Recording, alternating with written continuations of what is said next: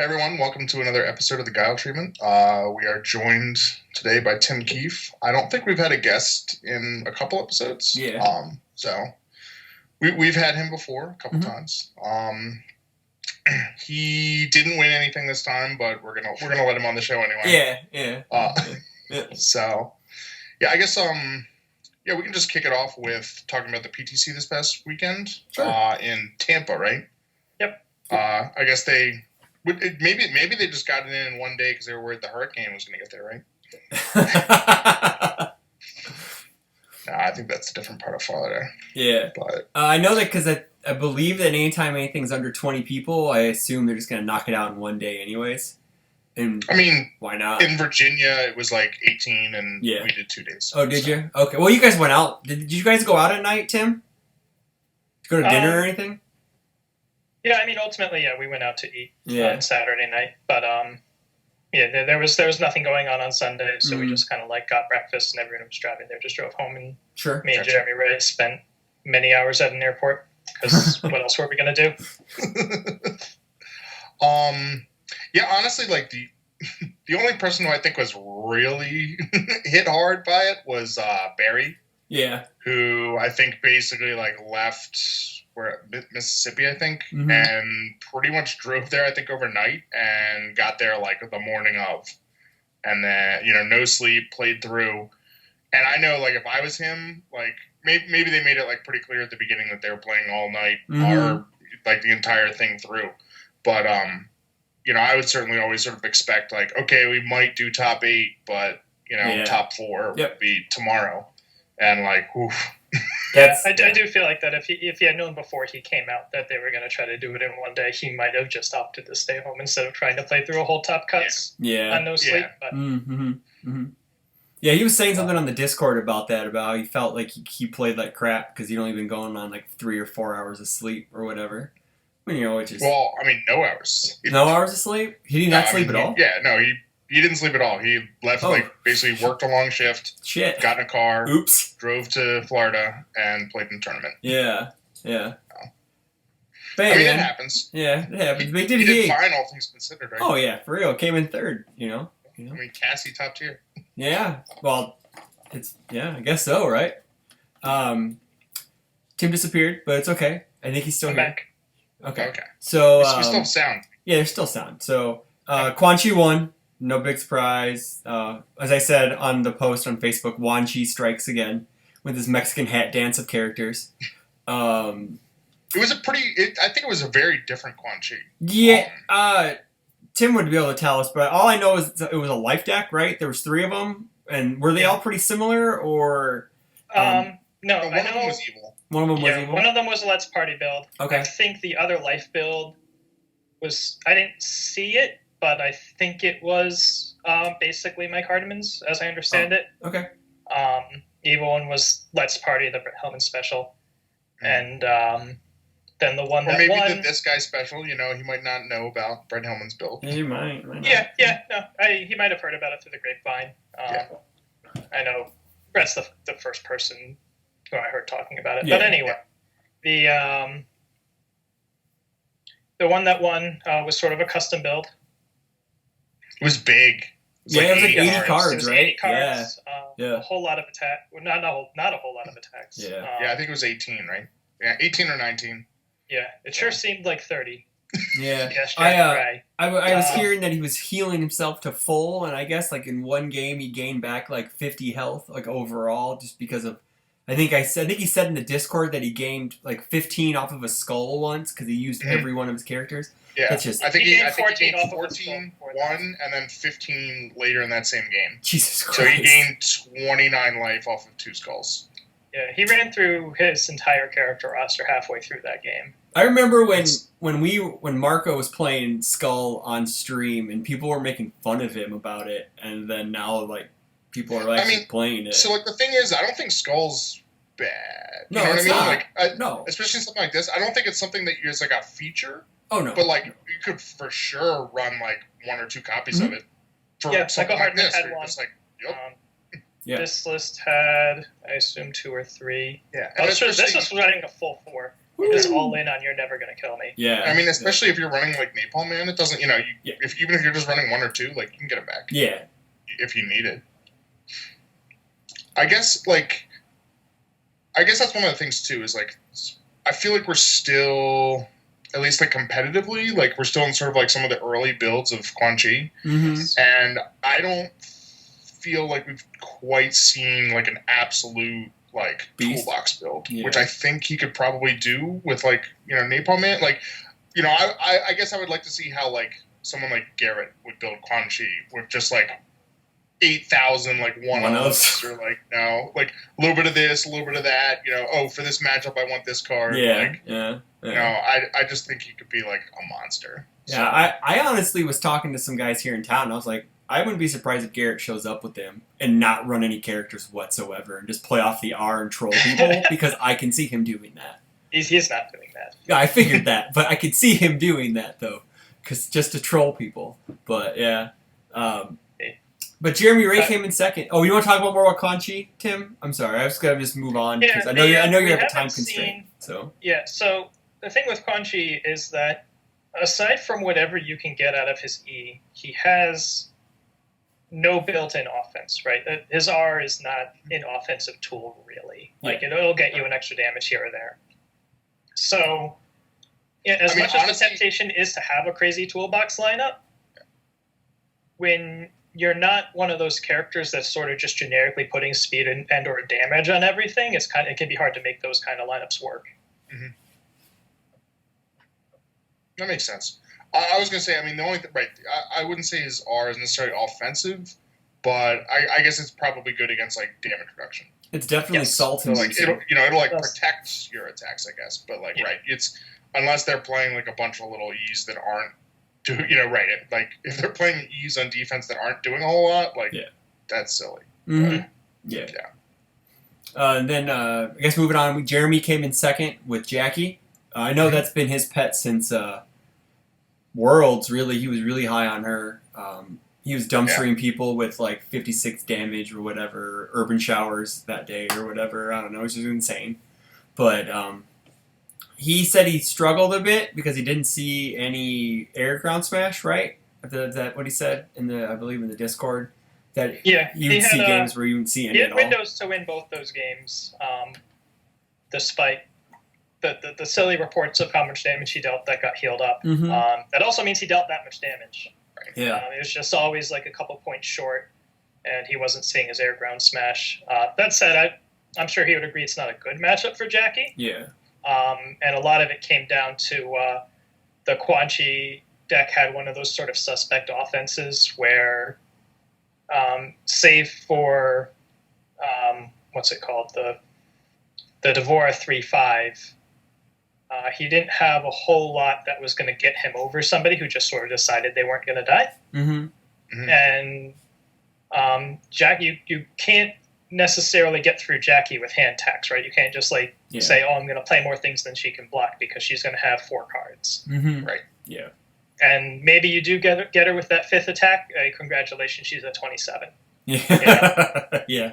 Yeah. So, Goose was having a hard time putting Jeremy away. He did eventually get there, just sort of, if you play 3 or 4 attacks a turn for 8 turns in a row, some of them won't get blocked. She's not going to have perfect zones every time. Mm-hmm. Right. So he did eventually get there because Jeremy Ray couldn't kill him either. So. Yeah. I know that Jackie running Rockford, no one's played her yet. So I actually have no experience against the Jackie. So as someone having no experience, what would you say that what tips would you give against the Jackie for someone who's never played against her? Other than don't die. I faced him in rounds. I did steal a game. Yeah. But it's kind of a miserable matchup for Melina because random discard is his hand's random to begin with. It's sort of, Yeah. But yeah, you have to. I think Jeremy Mary says this a lot too. You have to realize that she's a 5 hand size on offense, Mm-hmm. Mm-hmm. unless she gets the air ground smash and draws the 3 sparks. So Yeah. if you have revoke that. Yeah. don't revoke other things, revoke that. Mm-hmm. But other than that, she's not going to play a million attacks on you, generally, so you can maybe afford to be a little more greedy with the number of foundations you play out. Mm-hmm. She does cover all zones, but she's mostly mid with the single barrels and the quick bursts. Jeremy doesn't usually powerful the quick bursts because he knows people are generally going to hold mids against him, but it is a thing that can be done. Mm-hmm. You want to be ready for the stun 3. If you overextend, he can just sort of speed and stun you out. Airground Smasher starts at 6. He can give it +1 from a Jackie Foundation, give it +1 from a built for speed. Yeah. If you don't have speed reduction and you got committed out by a quick burst or something, you're just going to die. Yeah. The Urban Shower reversal is a big deal in that deck. He's going to have 3 or 4 cards in his hand, so blocking and reversaling and powerfuling is not hard. Yeah. Usually have a momentum on that, like if he hit you with something. So Urban Shower's 18. I believe in our match he just kind of reversal Urban Shower me for my entire life total. Ouch. If he didn't do it to me, he did it to a lot of people. Yeah. That's a thing that can happen. Yeah. So, yeah, I mean, you have to approach her with a lot of caution and a lot of sort of recognition of that she does have some limitations. Yeah. Okay. Now, one thing I know Jeremy was really, really high on. I'm gonna forget the name. What's the Raptor card? Thirst for Power. Thirst for Power. Yeah, and I don't think that the UK build was running that because I don't know if the UK was more on life or air. I think it was kind of dual. Yeah. But it was eventually just life. Yeah, I know that that's the one that Jeremy sort of like swears by.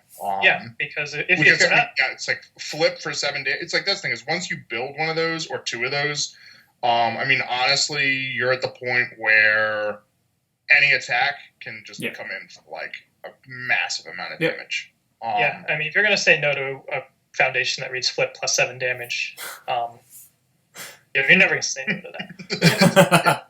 A 2/5 flip. It gives speed too, right? Like it gives it's commit for +2 speed on a powerful attack. attack. It has to be a powerful attack, which that's every attack. That's every attack in our lineup, But yeah, I mean that's fun too for like air ground smash because you pass it and then you can be like give it powerful, give it 2 speed, draw your cards, and then pitch something for the powerful. Like I guess actually you can ready it and then you play the powerful and flip it. So like I mean, that's pretty cool. Yeah, that's that is a astonishingly easy 8-speed high for 19.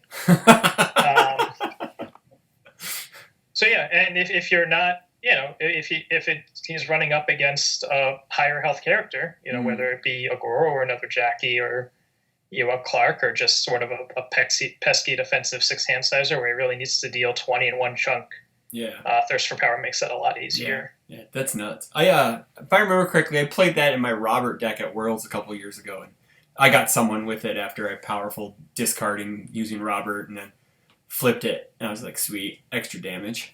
Yeah, it's a good card. I mean, the thing is like, it's definitely good. It's just like when the highest powerful ratings are like 2 or 3, it's just kind of like it's okay, it's pretty good. Yeah, but when all of a sudden you get powerful 6, you're like, oh, yeah, it's like ooh. Yeah.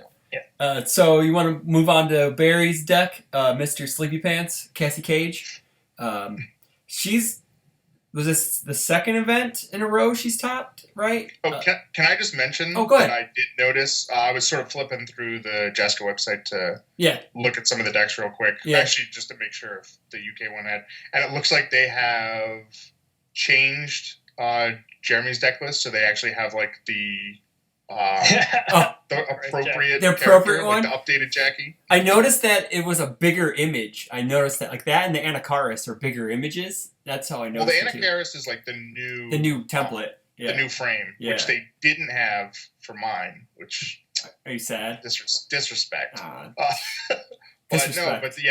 They definitely had the old Jackie that was like the foil one that was like pretty white. Sure. And they have replaced that now. Yeah. Moving on to Barry's deck. It's it looks pretty. I don't know how similar it was to the UK build. I know that he was mentioning that Artifice could probably come out. I probably would have not even. I know he said he was short on some foundations, so he just threw 3 of them in there. I guess he said he drew like 1 card off of it all weekend. I guess that day because it was all in one day. But it looks like she's I don't know. Is she moving up on the tier list? Do you think, Tim, or is it just because it's just a matter of fact she can play Shoken without like grimacing? So right now, when the big public enemies of the format are Liu Kang and Quan Chi. Yeah. And neither of them really rely on speed or speed boosting to any significant extent. It's very easy to sort of slack off on your decks on the speed hit, maybe trim some of those balanced fighters. Maybe you don't need Dust in the Wind. Maybe it can be sideboarded. Mm-hmm. Maybe you go down to 3 Fei Fei. Things like that. Mm-hmm. I went down to 3 Fei Fei for other reasons, but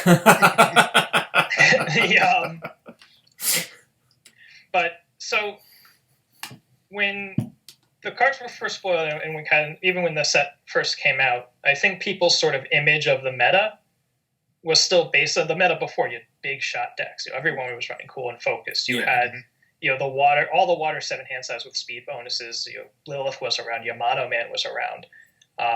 Even Spike 1 putting +2 speed on things, missile launchers. So speed hate was a really big deal, and in that context, if speed hate is everywhere, then Cassie has a much harder time. Yes, right, because her shtick is making these gigantic, really fast attacks. But if people have to give up some of the speed hate to favor, I need to deal with Liu Kang, he doesn't give one single damn about my speed hate. Yeah, if the Cool and Focus is good against Windmill Punch. That's,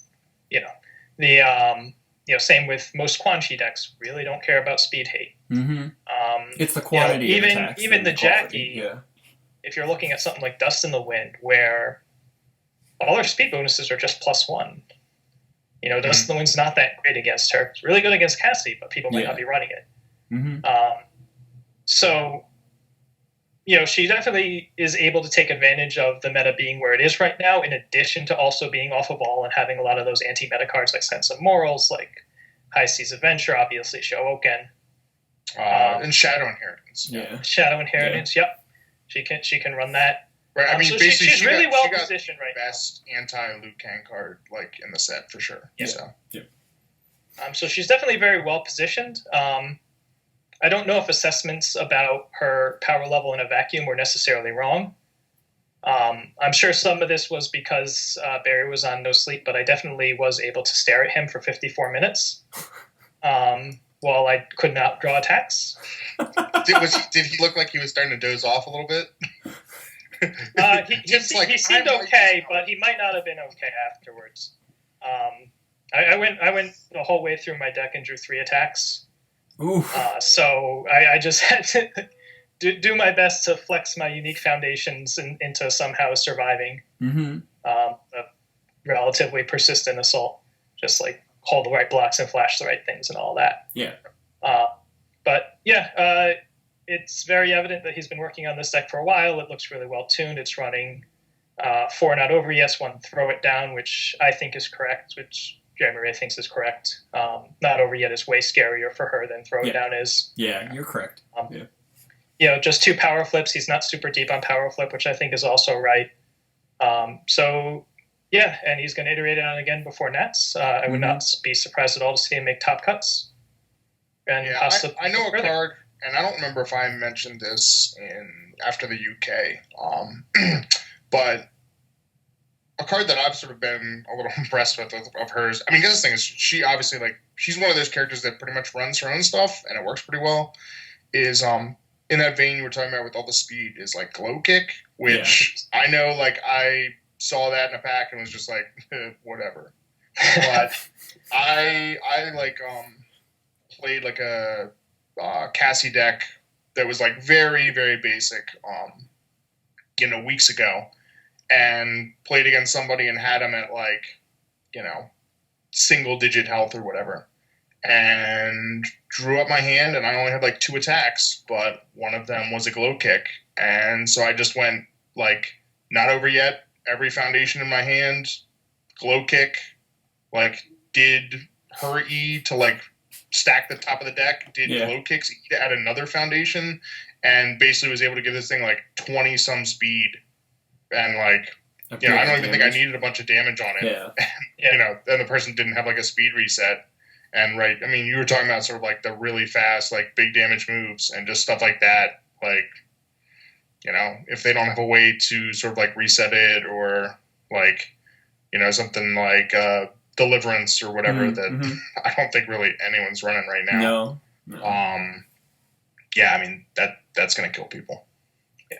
Was there... I came in at the beginning of, like, KOF, and I know you've been playing a lot longer, Tim. Was there anything previous to, like, in Legacy that's kind of like this attack strategy where you just build a bunch of, like, you just throw... I know, like, the decks of the past where you nuke your opponent's hand and then you just... whatever that one card you destroy all your foundations to kill your opponent or whatever. Was there anything previous? Just sort of everything is both high speed and high damage. Yeah, was there anything like that in the past? Yuri like 2 kind of operated that way. Yeah. Really sort of the Chaos suite back then, like Divine Tribulation sort of did that on its own. It's like a 5 high 7 multiple 1. Yeah. Those decks come to mind first in terms of Jasko era. Yeah. I think also immediately springs to mind. There probably are some, but it's a long it's certainly not pre-Jasko. Yeah. Okay. It's just something random because it just seems like I know when she first was spoiled, people were like, "You have to put a bunch of crap in your card pool to attack. That sucks," you know. And here she's finally like, people are really working on her, and I think that's a good thing because people were kind of down on her, and now people are kind of rising up on her. So. Yeah, and it's just that like pretty much all of her attacks give her the other half of her E that seemed missing when she was first spoiled. Yeah. Mm-hmm. Or she can get it from Shadow Inheritance. I used a lot of Loyal Friends on Shadow Inheritance. Probably all 3 copies at some point hit Shadow Inheritance. Yeah. Yeah, I mean the thing is she has a similar issue to like Turbo Man, I guess, in that if you are like, you can invest a lot in your attack turns, and you know, and if you don't kill someone, like you can end up like leaving yourself in a very bad position in terms of like having a very committed board or like a pretty empty hand. But I think that you can play her in a little bit more of like conservative way and just kind of like hitting people for, you know, that like 6-7 damage for a couple turns and before like you get them to a position where they pretty much have to block like almost everything. And you know, she had like basically the stuff like Showoken. I think this build and the UK build are both running like Brutality for the Breaker, and Shadow Inheritance for like Liu Kang. So like she has sort of like some tools that are going to let her basically live like that extra like 2 turns or whatever in like the current meta that other people might not. And I think that's really I sort of agree with Tim, is that I don't know if she herself is like an amazing character, but I think that she's a product fits into the meta in a very unique way that, you know, allows her to. I mean, I think I've talked to a lot of people that are talking about like running her own teams just because she's good against Liu Kang and Quan Chi, and they expect to see those 2 characters. So exactly. I think that she just has tools that she can use in a way that other people can't, and don't undersell that E either, like the second E, the dig. Yeah, you can be midway through attacking her, and then she can say, "Okay, I'm going to go digging now," and then there's a high seas adventure that you weren't calculating for, and then, well, you know, okay, not going to kill her anymore. So moving on to maybe what is the most talked about deck from the weekend, this Fey Chaos deck that this guy was just throwing like 56 damage sand grenades at people. I saw him do it on stream. It was awesome. He was really all in on the momentum gen, and then would just caltrops, stun your board, and then you die to a sand grenade that's like quadruple what you have. So I know that Dave Wagner's been looking for a chaos deck, think we got one for you, Dave. I have no idea. Like, this wasn't even on like my radar as like I know Faye has always been great and it's always been like good. You know, usually the good build is normally what the looping Black Dog Fangs, but I haven't really visited her since MK came out, and this deck is awesome. It looks insanely fun to play. Yeah. Yeah. Well, I know Tim played it, so yeah. I lost to it in top 8. It's it can be pretty explosive, and it's important to note that there are 6/2 checks in this deck, both Sand Grenade and Sadistic Ways. Yeah. Otherwise, you could just sit there and say, I'm not going to let Sand Grenade kill me, and you would be fine. But the fact that you have to try to be ready for both that and Sadistic Ways kind of complicates that a little bit. And you can, hold a low block all you want, and then she comes with 5 mid-6 times 3. Well, I know our game 3 ended with a triple Sadistic Ways. Didn't you say that he picked up a Sand Grenade at one point? Yeah, he picked up a Sand Grenade during the second Sadistic Ways, and I'm like, okay, I have the low block. Maybe he'll just play around the mids, and he'll decide to kill me with Sand Grenade instead. And then he passes on the second Sadistic Ways and sends it, and I'm like, oh my god, he's going to try to Sand Grenade me, I'm going to survive this. Then he plays the third Sadistic Ways. I'm like, oh. Never mind. The Ancestral Quiver was something that's kind of cool, because it looks like the only... Like, all of his only Caltrops really had stun, so that gave all of his attacks something to at least push damage through. And it gave him Momentum Hate, and there's another ability on it too, right? I don't know the third one, or it's just the static. No, there's 3. What is it? It's you discard all their momentum, you get stun 2 and everything, or I think they lose a vitality whenever they play a card. Oh, yeah. Something like that. But yeah. So Earthrealm Mercenary in this deck will very usually have that commit effect live. So it's actually relevant Foundation Hate. That's probably why he only has 1 hunt. I think you still probably don't just run 1 hunt. He did have 3 in the side, which I found that to be kind of odd too. You're already at 72 cards. Why don't you just put the other 3 in and just run 75? Yeah. So I mean, if you talk to Chris, he really likes sort of gimmicky, memey, creative decks is sort of his thing. So maybe it was just like I wanted to like cast out hunt or something like that. But yeah, it's splashing the stop, which I think is notable. I think people need to be aware of the fact that you do not need to actually be a good Order or Earth deck to run stop. Yep. Right. As long as your character has it, it removes as a cost. So save for Showoken, there's no real way for them to pin it in your card pool. Well, no, you're right, because you block with it first. And yeah, but Showoken stops you from activating it in the first place, and you'll see it ahead of time, and then it's just a dead card in your hand.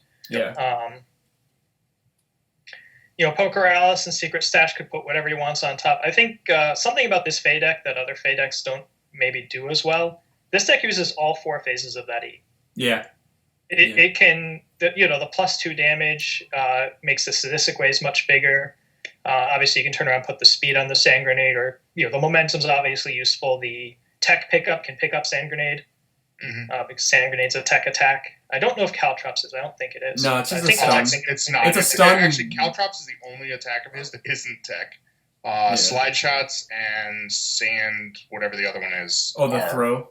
Yeah, the throw. Yeah. Like, that's a tech as well. Yeah. So. The throw's not in here. No, the throw's not in there. No, it's not. No. Yeah. I mean, slide shots. Slide shots isn't in there yet. Yeah, the only attack he could pick up is Sand Grenade in this deck. So what else are you going to pick up? That's all he needs. Wants to pick up, yeah. That's worth it. One with nature helps the Sand Grenade get through. Obviously, the -2 speed or -2 damage on defense is super relevant. All this momentum means he can play Skull Barrier. I know that kept him alive at one point during our match. So yeah, it's a very interesting deck. It's relatively straightforward. If you look at the list, you can pretty easily understand what it's trying to do.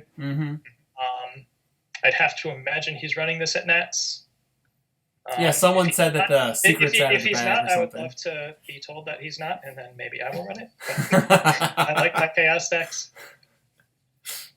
Yeah, I know someone said that people had no idea, like, this deck hadn't really been talked about at all, and, like, the cat's out of the bag, so we may see a bunch of copycats at Nats because the deck looks insanely fun to play. Yes. Yeah. I mean, the thing about Faye is, like, I would say, like, probably her strongest ability is just getting all that momentum. You know, I think that she sort of, like, stockpiles momentum better than pretty much any other character in Standard. Yeah. And, you know, it's sort of like I guess that's always the thing, is like what to do with it. And yeah, I mean, stuff like Sadistic Ways and Sand Grenade are pretty good outlets. And then obviously like the various foundations and stuff. Oh yes, Caltrops. Caltrops, yeah. Yeah, I mean, that one's okay, right? Get a bunch of stun. Yeah. But, yeah, you know, it is Faye. You still do need to deal with the fact that your character's negated by everything. Yeah. That's kind of all the more reason to play more Huntsmane. I wish I would have seen a Living Pendulum. Yeah. Could have just turned that sideways negate Faye. Obviously overly dramatic, some other things. He was running Shaolin Fighter too. That's probably okay with Faye.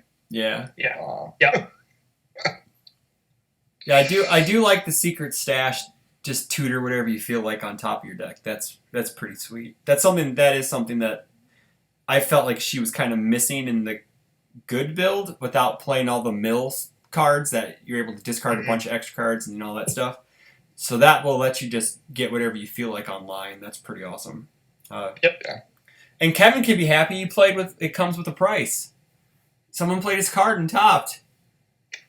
Yeah. I mean, it's not a bad card. No, it's not. It's actually really good.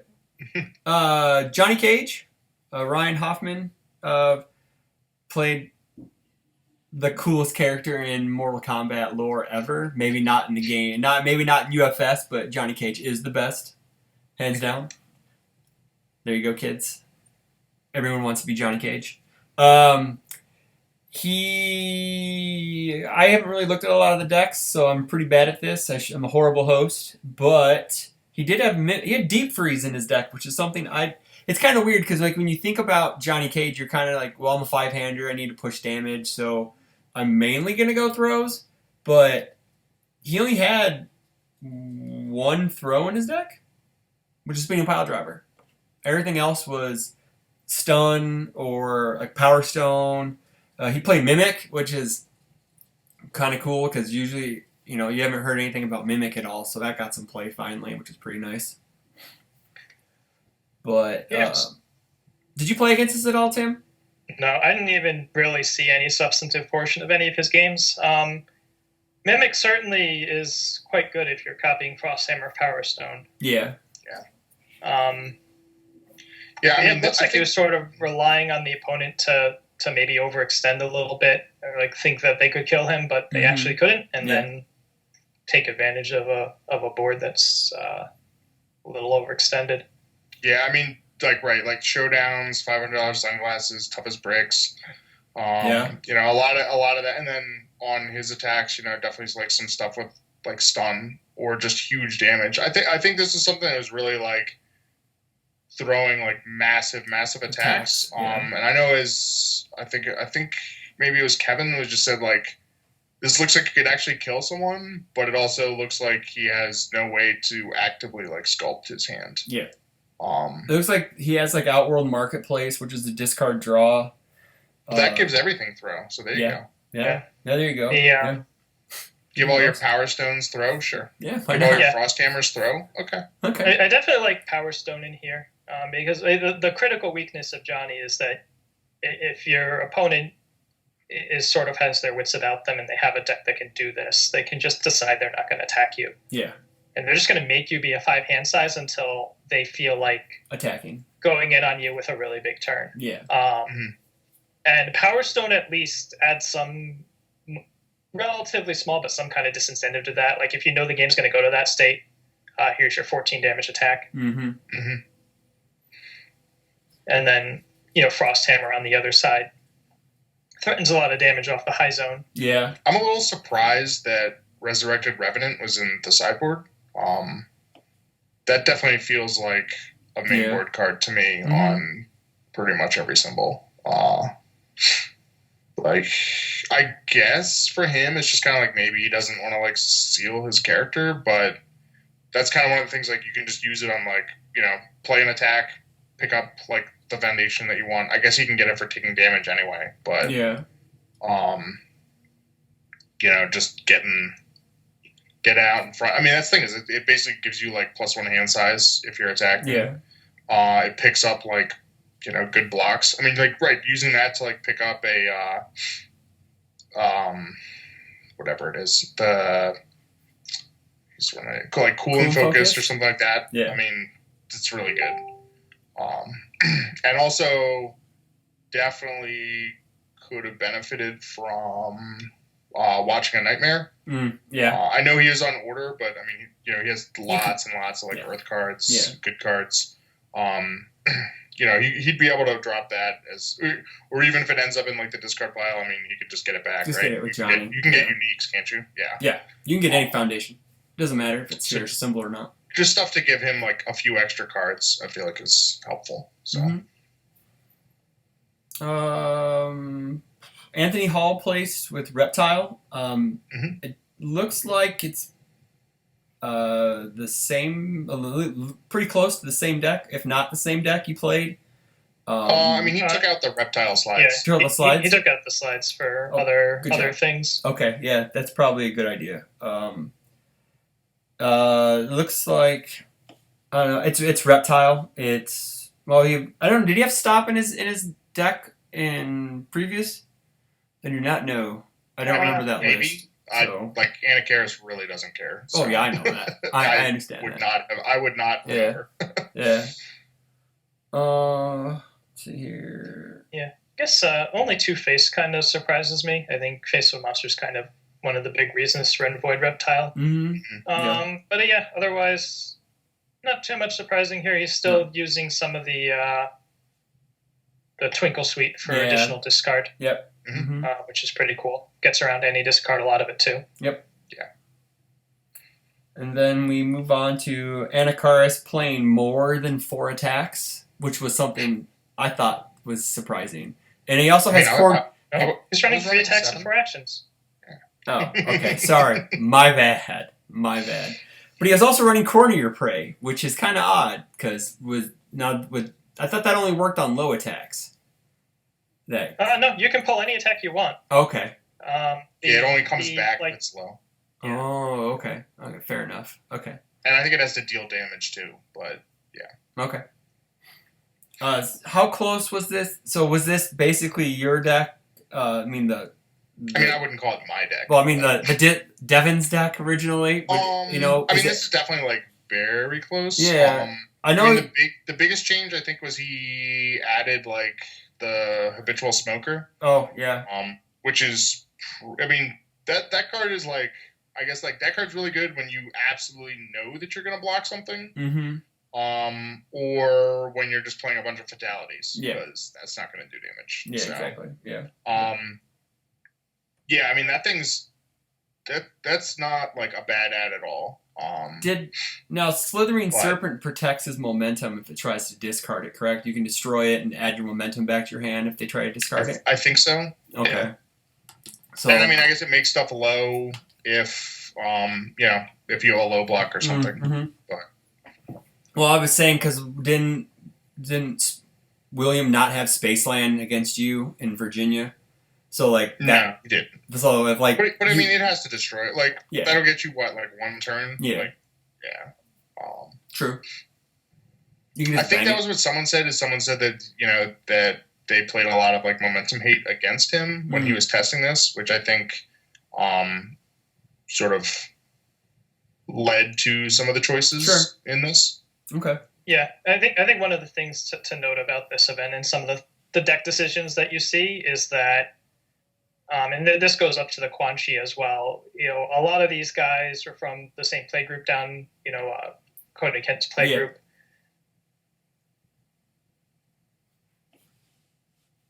Tim froze. Oh, no. No, Tim. No. I would love to know why Skype just keeps arbitrarily closing on me. But yeah, so a lot of these are sort of insular within playgroup decisions. Sure. Not a lot of these guys travel out or necessarily play online a lot. So a lot of the decisions in these decks are sort of, well, my locals were doing this against me, my locals were doing that against me. So, if something looks a little weird, that's probably why. Yeah. Yep. So we're gonna move on to your deck. I'm gonna put this on screen, and you can talk about your deck now. I'm gonna put you right above Melina's face. There you go. Great. We're all good.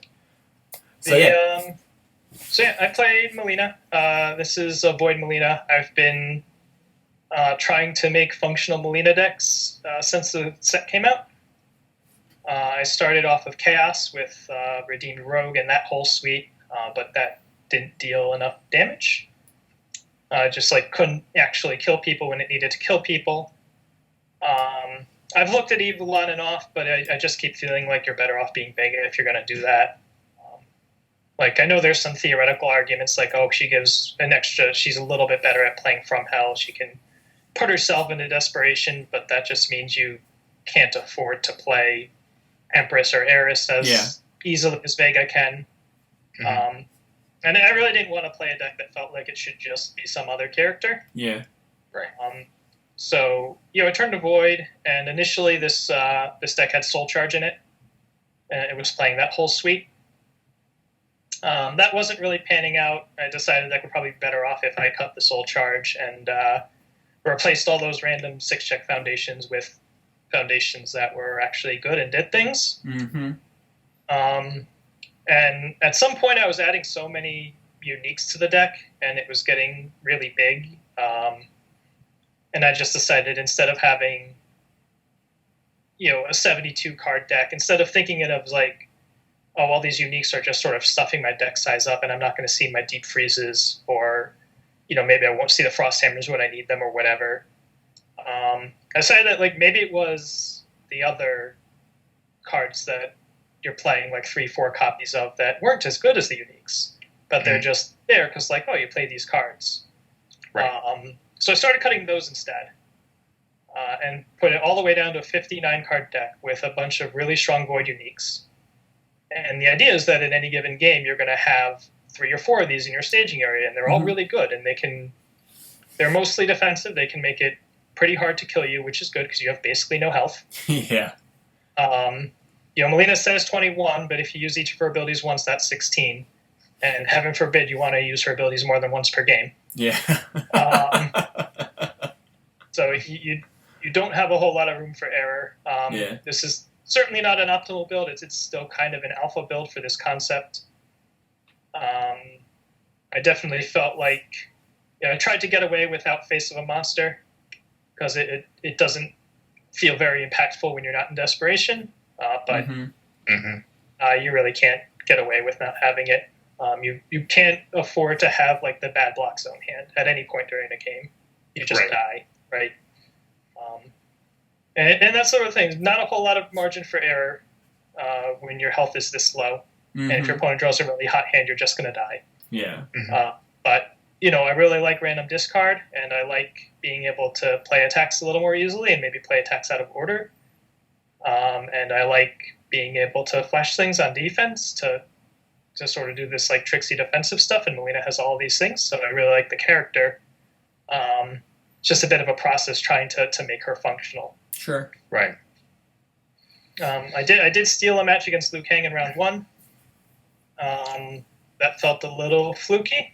I definitely brick a turn that he did, and he definitely wasn't expecting me to turn to him in game 3, and if he was sort of looking for that or more wary of that, he probably would have lived. Sure.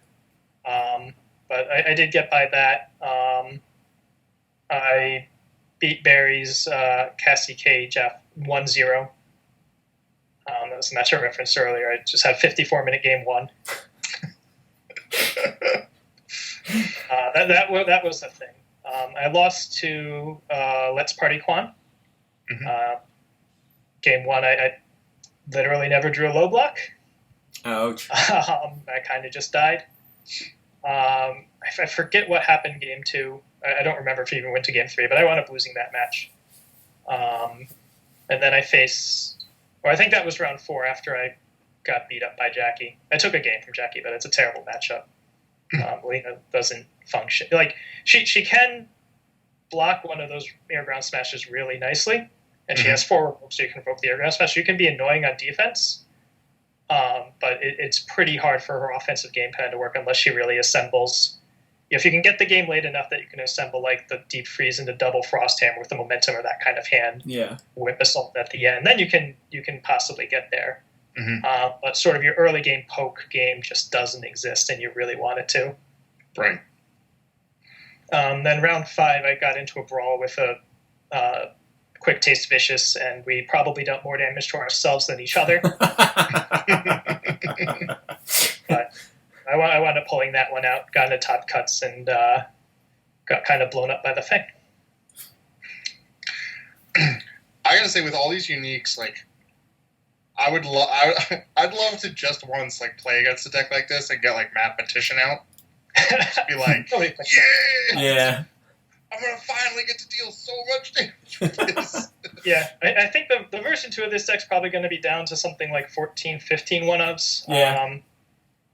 Yeah, I won't lie, like a couple of these 1-ups are sort of just padding the 1-up count. Like the Harrisons and Uniting was kind of just a mix of indecisions and like, hey, I get to play 2 more 1-ups this way. Right. But that's probably going to go to double Rebels, I think. But like, obviously, adding in 2 to 4 face of a monster is going to necessitate trimming some 1-ups. Yeah. Everything else is pretty thin. A World Unprepared is great in this deck. You are very often in desperation, and you get to seal things, and if you have Lin Kuei out, you also get to commit the thing. Yeah. And it's a 1/5 with a good block, and it gives +1 speed to your Frost Hammers. It happened. And that card's rotating soon, which is... Sorry to interrupt. I felt like I had to run this out. It happened. Huh? It happened. I think they banned him.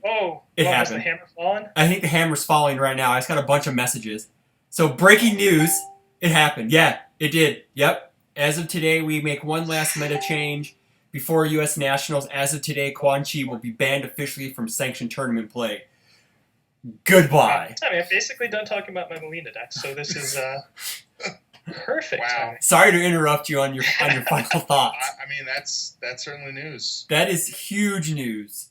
There's also an in-depth explanation of why this character has been banned if you click the following link. So follow the link, read it. All I know is that I'm ecstatic. Now there's going to be a million more Liu Kangs to fight against, so maybe now I just go to plan B for singles instead of going to plan A with Liu Kang. So, because Quan Chi was kind of like that check and balance to Liu Kang, because Liu Kang likes to play enhances, and Quan Chi says you get -1 damage every time you play one. So that is nuts. That is, I honestly did not think that was going to happen this close to Nationals. Yeah, I mean, thoughts? I gotta say, someone asked me, I think, either today or yesterday, they said, like, would you really be, like, happy if they, like, ban... Like, here's the thing. I think that this is going to, like, annoy some people, but I think that this looks better doing it now than just going like, no big deal, and then the day after Nationals being like, oh, by the way, we're gonna ban Quan Chi. Yeah. I mean, I guess this now gets to turn all the focus to Liu Kang, and we'll see how he does sort of on the weekend. I mean, he may be, following soon, sort of like hold the door. A little slow here, but yeah. Yeah. I think definitely the very nice part about this is that until, I guess, literally 1 minute ago, sort of a constant long-running thing with Jessica was that it was sort of a foregone conclusion that if everyone knew the meta was crappy a month or even like 2 months before Nats or Worlds, that Nats or Worlds was just going to be crappy, and they were just going to let it happen because they did it time after time after time after time. And this time, obviously they think Liu Kang will be okay, or at least be okay for this event. Yeah. But they're saying, not this time. We want to make sure our big events are good. That's awesome. I can tell you right now, I am like, multiple times more interested in going to Nats now. But yeah, now I can get beat up by Liu Kang. Yeah. Well, this does open up some decks. It does. Yeah. A lot of decks that would want to run Puppet Cannon also want to run. You just need a lot of enhances to fuel their offense. Mm-hmm. And so Quan basically deleted them. Yeah. So now you can run. I mean, if your deck is built around Espionage or your deck's built around Sharpshooter, those cards were. I mean, aside from the Quan himself that was running it, I mean, you couldn't even consider a deck built around those cards with Quan out. Mm-hmm. And maybe some of those can tech in ways that help them with Liu Kang. Yeah. Yeah, I mean, that's the thing is they're. I mean, I feel like we talked about it a lot on the last show where we talked about Quan Chi. That was just a I mean, it's one of those things. There are answers, but I think this weekend, at least from what I heard, didn't he 2-0 everybody but one round? Well, I mean, he lost in Swiss to the Fey deck, and then he did lose to Johnny. Okay, he lost to Johnny. Okay. Well, he lost one game. One game to Johnny. But one of the things that I heard from this weekend was just that it sort of showed how crazy he was, without, all the basically, against Jeremy, it's he had removed every single character in his deck. So, I mean, his skulls gained him a bunch of life, but at that point, he was literally just a 7/20 with R +1, -1 for every enhance. Yeah.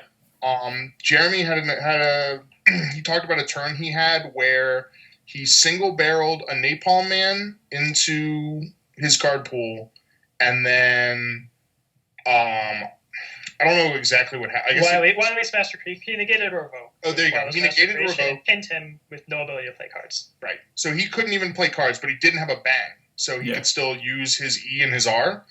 And basically between the life gain and Quan Chi's R, and then the various defensive pieces in his staging area, Jeremy was basically I have this hand of cards and I can do 8 damage.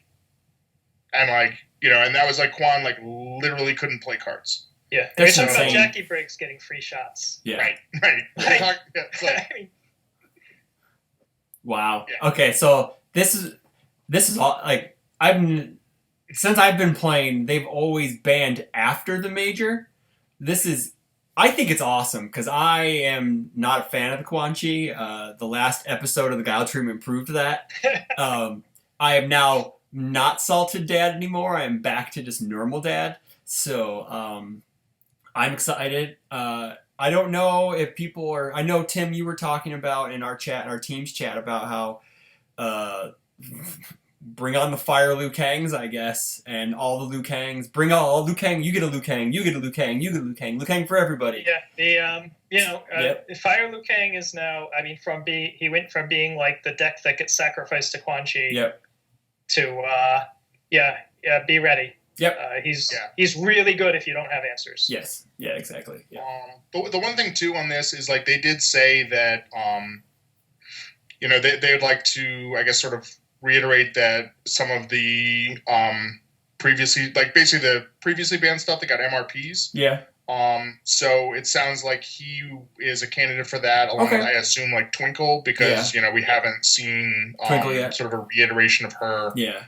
And so so I don't think that these are characters that we're not going to see again, but it's just maybe they'll be DLC or a promo. Either maybe they'll come out in a lead kit, or maybe they will have them as promos at Worlds or Redemption or something. I think that there will be other forms of it, but they've proved that with Platinum that they don't want to have just dead support out there. Not Quan Chi stuff could be still running Airmac, so but But the thing is, even Quan Chi didn't have much Quan Chi stuff. No, he didn't. I mean, he ran a foundation or two, and then some skulls. Yeah, exactly. Yeah. I mean, Goose was running a bunch of it. Portal Kick's really good in Quan Chi. Yeah.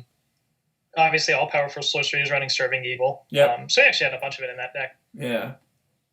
Which is this is nuts. So like this totally just opened the show. How much more time do you have left, Tim? Because I know you have to raid later, so I just want to make sure we have enough time for 20, 25 minutes. Okay, so well, I think we've covered the Quan Chi thing for the most part because we'll get to listen and read about all of the salt and happiness, and then the denial, and then, like the 7 steps of like of mourning, and then I'll be over here going because that's that's certainly on like. I'm sure there's going to be an S preview show. You guys will be able to go. Yeah. There will be a lot of deep diving on. Yeah. Now what? Okay, what got that? I mean, good thing. So, early next week, everyone, we will be having our preview show. We hope to shoot this weekend. So, thanks for the. Thanks for that. What is it? Is this a good time for your like, subscribe, and comment there, Chris? Yeah, like, subscribe, comment. Yeah, there you go. Finger guns. And you'll know as soon as it goes up, guys. Yeah, you will. So moving on, we had a community member do a deep dive into finding cool stuff. Eric Molina out of the Chicagoland group just got bored, and he's like, "Hey, look what I found!" And he found the solicitation for the Street Fighter vs. Darkstalkers kits. And we got the entire cast spoiled already, ladies and gentlemen. Presumably. So I know some people said, like, what about this? They're on the box. Yeah. What about, like, this character? Yeah. Shane said we were getting, like, I know Keefe, in the UK, like, Rio was really looking forward to another Zangief. Yeah. I'm wondering if we have, like, the 10 characters they showed in the solicitation, and then we may get a DLC pack, or maybe, because I know, like, Victor has an attack in there. I mean, honestly... so maybe we're getting a bunch of one-ofs or, like, one or two ofs. Go ahead, mister. It could be interesting. I know that it's something that I feel like Thomas has talked about a lot, and maybe Kevin as well. Yeah. I mean, I know Canadian Kevin, Diet Kevin. Oh, yeah, Diet Kevin, has talked about sort of these, like, supplemental packs or supplemental cards. And I think that, like, Jasko right now, with this sort of, like, almost like format reset that they've done with Bebop and Mortal Kombat, like, we might be in a position where they could actually just do, like, one of those, like, 20 to 30 characters with no support, basically just, like, a bunch of 2 dots. Oh, sure. And like, that could be, like, your league kit thing, where it's just like, hey, guys, here's, like, a bunch of characters, and you do your premiere store thing and do a snake draft for, like, the entries or something. Or, basically just like, hey, like, you came in first, who do you want? Like, something like that. And just, like, that would be sort of a good way to, like, reboot, like, some of the especially, like, Street Fighter characters that don't make it into Street Fighter versus Darkstalkers. And I mean, and the thing is, you could just give them, like, the Street Fighter Darkstalkers watermark. Yep. And, and you don't have to, like, wait until, like, the next set comes out. And I mean, obviously, like, this is completely, like, speculation. I have no idea if they would do that or if they're considering it. But I think that right now, like, there's definitely an opportunity for that. Let's say, and I guess we're supposed to find out at Nats what, like, one of the next licenses is as well. Yeah. I have my fingers crossed. Maybe we'll get, like, Soul Calibur. Yeah, like, Soul Calibur would go. Or something. Yeah. Like, but should we say who's who the characters are? It's public at this point. It's public at this point. Yeah. Like go ahead, Tim. Yeah. So, like, tinfoil hat. So there's, like, the characters on the box. And then there's the characters we saw in the select characters. Now, I think everyone's assuming that the 10 select characters are going to be the 10 characters in the set. I think that's probably correct. Yeah. Or at least the 10 characters that have support in the set or something, or 9 plus a box topper. Because there's space there for them to put more than 10 if they had more than 10. I guess just the way they're arranged. But that means we don't really know what to make of the art on the box. Like, there's some characters on there. Like, I mean, maybe there are just, like, one-offs, like a one-off Talbane attack or something. Yeah. I know, so, like, one of the things for that, I know that, like, when they did Mortal Kombat, they were still waiting for approval for, like, some of the art. So, like, the early Mortal Kombat solicitation, it had, like a play mat and the boxes, and I think they might even not have the turbo boxes on it at that point. But the characters was just basically the Blood Omen thing with like a little banner over it that says like, awaiting approval. Like, so there's nothing on the solicitation that sort of indicates that, it's not final. Yeah. So I really do think that that's probably like those are the select format characters. Yeah. For sure. And I know that the Mortal Kombat one did have like Shinnok on it. I didn't go back to find like Street Fighter to see if Jury was there, but I would presume that even if there is a box topper character, it's probably one of those 10. Yeah.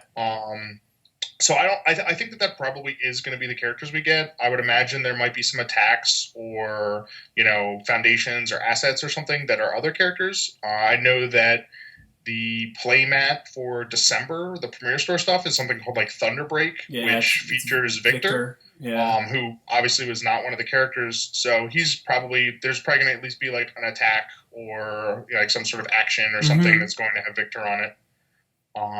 I'm wondering because if we had 9 and then we had the box top, say for argument's sake, Lord Raptor is the box topper, just say. Okay. So we have 90 and then we could have like 108 cards, which would be 2 pages of back page, which could fill in the other stuff for older characters who don't have support. So that's like what I've been thinking. 109, 110 was basically the size of like the King of Fighter sets and also the Battle for Power, I think. Yeah, that was a small set too. Some of the sets, I know Shane. Someone asked in the UK group whether or not this was going to have turbo starters, and he said that it was not. Yeah. So he also sort of said like it should be a smaller set. I know some people said like maybe it's going to be like similar to Warriors of the Night, where you basically each character is like double support. Oh, sure. Which I kind of hope not, honestly. Like I would like. I can't imagine. Like if you're going to make a set that big, you would just. There's so many more characters you could do. Right. Yeah. That's the thing. Is like I guess considering even if you go and look at like the cast list for the comic, like this is probably only about half of the characters in it. So right. I mean, if you're doing double support, like it would have made more sense to just add the other characters. So I think we are sort of going to be getting something that's in the 100 to 110 card and area. Bebop minus the turbo stuff was 109. Yeah. So, okay. This would be the same size as a Bebop booster box. Okay. Parity structure. Cool. Yeah, I'm really excited because I get a brand new Morgan. It's the whole reason why I started playing UFS to begin with, ways back. I was promised Darkstalkers coming in. Yeah. It's okay. Hey, someone said there's a very good Morgan build right now. I don't know. Yeah, I might try to take her to a PTC before she rotates. Oh, I don't know though. There will be a new one. Yeah. So. The new one's gonna be better. You know that for a fact. So I posted on the on the solicitation post that I made on the Rockford UFS page. I also put a little thing as, who do you think is the Twinkle Quan Chi character without knowing anything? Who do you think? Guile was the number 1 choice. They think Guile's going to get banned because for no apparent reason. They have no idea. You know, Jason had. I would expect Jason to be fully obsessed with, we have to have a competitive Morgan. Probably the same with Chun-Li. Yeah. Except that the competitive Chun-Li is a meme, so maybe he won't do that. Yeah. Well, I mean, we already had a Chun-Li like that from what I've heard. Yes. Was it like the 9-dot? It's literally just, we need a Chun-Li that can win stuff. You really print this? We are really, really printing it. How about this version? It's a little bit worse, but it's more fair. No, that one. Yeah, I'm pretty. The one character I was surprised on that list that we saw was Lilith 2, because her first version is actually not. It's still very good. I think if anything, it's just because it's rotating. Probably. Sure. Like that was sort of a surprise to me. I think like the people I've seen like something like a Rikuo, or I mean, I guess not Dimitri, because Dimitri already has a 2-dot. That I guess he doesn't have support. Maybe that's one of the things. Maybe Huitzel and Dimitri, because they got that reprint in Platinum. They might be something like a Natali 3, or I guess the Ava 2. Oh, I gotcha. Where they have like a couple cards. A couple attacks, like maybe like 2 attacks, like a foundation, something like that in the set. That would be pretty interesting as well. I think. There's a lot of things that they could do with this. I like the cast. I think it's pretty diverse. Yeah. I should probably list them out. Okay. Yeah, that's what I said. I was just like, we can name I'm super excited because I played Darkstalkers in the arcade back because I'm an old man and I used to go to arcades and play, and I mained Morgan and then I used Talbane. I'm sad about no Talbane, but I'm okay with that. So, but I get a Morgan. That's all I care about. I think having another Jada is pretty good. Sweet. Yeah. I think that he was someone that he wasn't bad, but I think he was just a little weird. I think his support was just a little too wonky. Yep. His support was more than a little bit hung up on PTSD from Vespera. Okay, fair enough. That is pretty much the short explanation of that. I mean, he can come back just in time for Nero Fatica to. Yeah, there you go. He can just show up and be like, "What have you done to this?" Yeah. Do you have the list pulled up, Tim? Jada's a really cool character. I didn't really know a whole lot about Darkstalkers before I did the set. Yeah. And Jada's a really cool villain. He attacks with his blood. Mm-hmm. Yeah. He's really neat. Yeah, my favorite art from his support is Finale Rosso. That art, if you see it blown up, is just he's drowning her in his blood. That's nuts. Yeah. I mean, that's one of his. I think that's basically his. It's like a super. One of his supers. Yeah. Yep. So I guess if someone has, I don't. I know we got. Let's do the Darkstalkers characters, right? We got Morgan, Raptor. Lilith, Donovan. Mm-hmm. That's 3. Lord Raptor. Sure. Jeddah.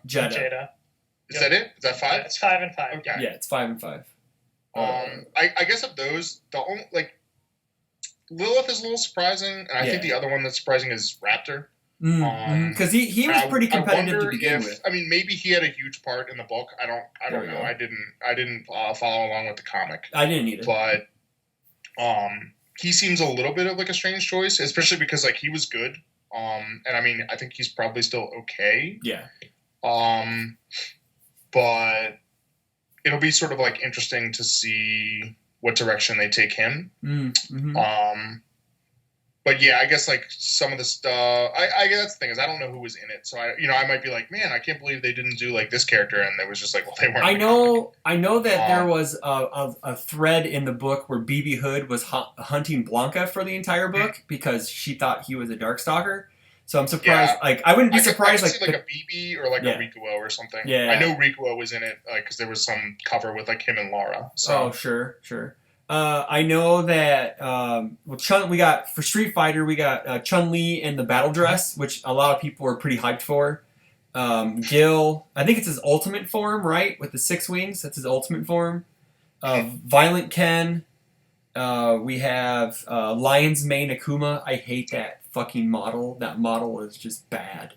Don't know why. Whatever. And then I've heard the bottom right is Elena. It's Elena for sure. People that I haven't seen. It's gotta be Elena. Who else? No, it's definitely Elena. Could it be a Buki? I don't know. I know. Okay, then it's Elena. I don't know. But that's pretty cool because I've never. I know she was in the older. She was sets. in Third Strike. Yeah. She might have been in some of the other Street Fighter 3 games. I'm not. I don't know too much about whatever the first one was. Sure. Second Impact. Yeah. But I know she was in Third Strike. But I'm pretty hyped. I like the cast. I like that. Chun-Li has always been a fan favorite, so obviously... I can't believe that they made a Street Fighter set without Ryu. Yeah.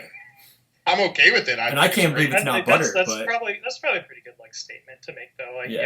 We're also not just gonna put Ryu into literally every Street Fighter set Fantasy Flight did. Yeah, true. Yeah.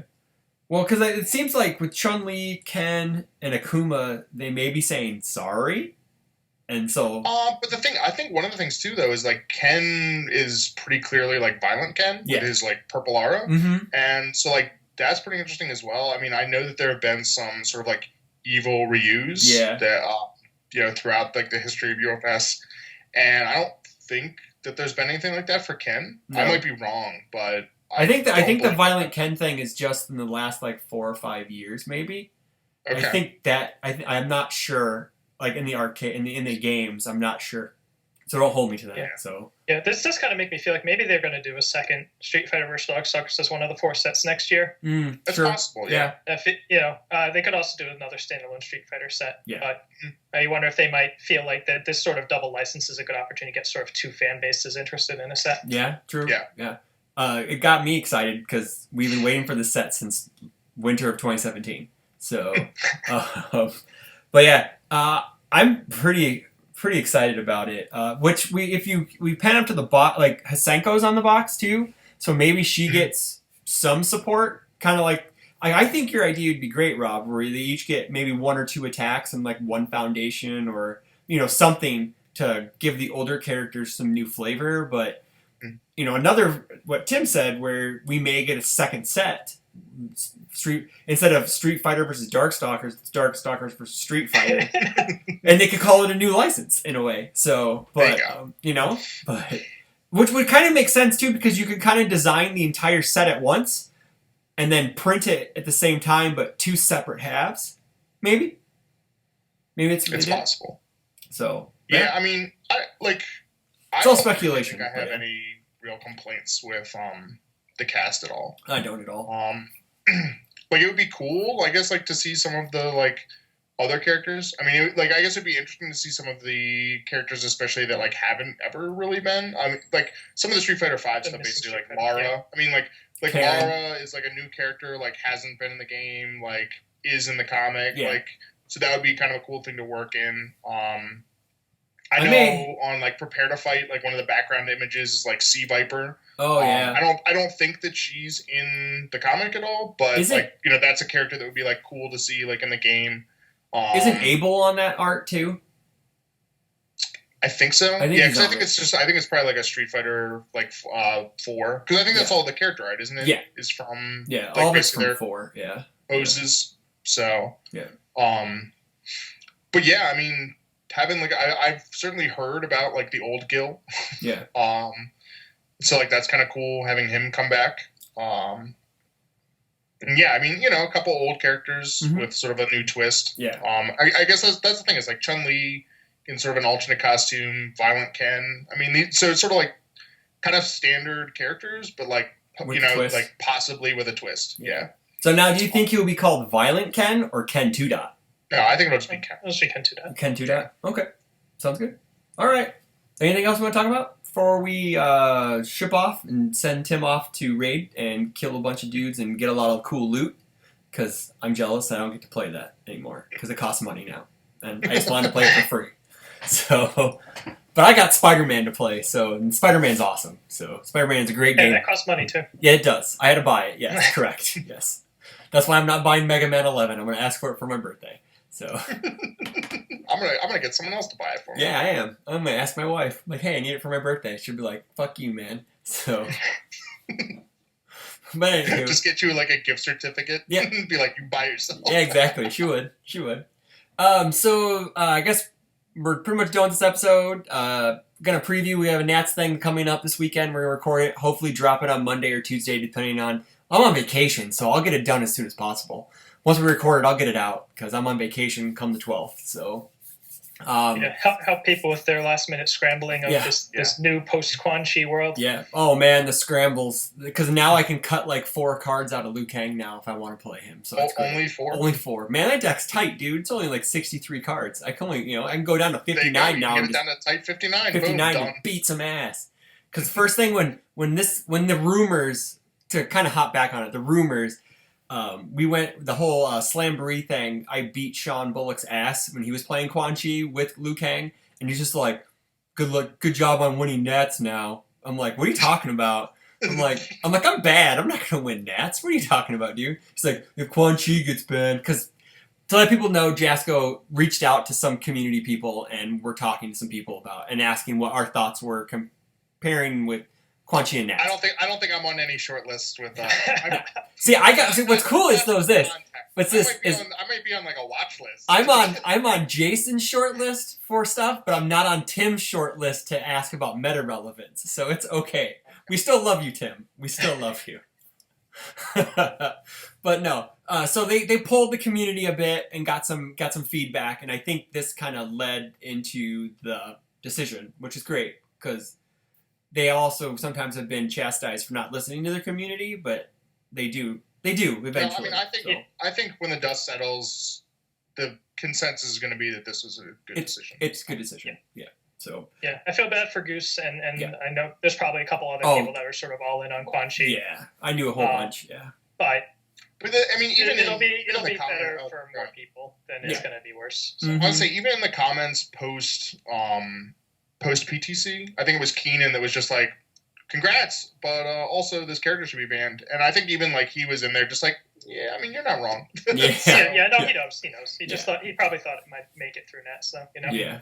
Yep. Yeah. All right. Cool. Well, Tim, thanks. We will be in contact for this weekend because we're gonna have you on the show. And then we're going to get Dave Wagner, and we may get Kevin, and we may get Church. Maybe a 6-person squad. So Dave can spill all the Atlanta secrets. Oh, yeah. There we go. You know Keenan's got a Scorpion deck. Oh, yeah, for sure. Yeah. You know Ashley's running that Liu Kang. So we'll talk about that. Yeah, we'll got that. So, yeah. Well, okay. Well, thanks again, Tim. We'll talk to you later. All right. All right. Everyone have a good night.